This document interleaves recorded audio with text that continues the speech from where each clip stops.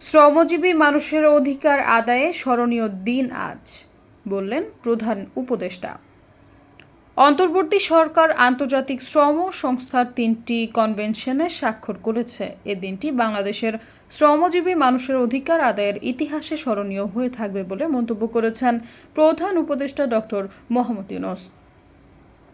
বুধবার রাষ্ট্রীয় অতিথি ভবন যমুনায় প্রধান উপদেষ্টা প্রফেসর মোহাম্মদ ইউনূসের উপস্থিতিতে শ্রম ও কর্মসংস্থান এবং নৌপরিবহন মন্ত্রণালয়ের উপদেষ্টা ব্রিগেডিয়ার জেনারেল অবসরপ্রাপ্ত ডক্টর এম সাখাওয়াত হোসেন এই 3টি কনভেনশন অনুসমর্থনপত্রে স্বাক্ষর করেন। কনভেনশন স্বাক্ষরকালে আরও উপস্থিত ছিলেন প্রধান উপদেষ্টার আন্তর্জাতিক বিষয়ক বিশেষ দূত লুৎফে সিদ্দিকী, প্রধান উপদেষ্টার কার্যালয়ের সচিব মোহাম্মদ মাহমুদুল হোসাইন খান, শ্রম ও কর্মসংস্থান মন্ত্রণালয়ের সচিব ডক্টর মোহাম্মদ সানোয়ার জাহান ভূঁইয়া, বাংলাদেশে ILOর কান্ট্রি ডিরেক্টর ম্যাক্স টুনন সহ সংশ্লিষ্ট কর্মকর্তারা।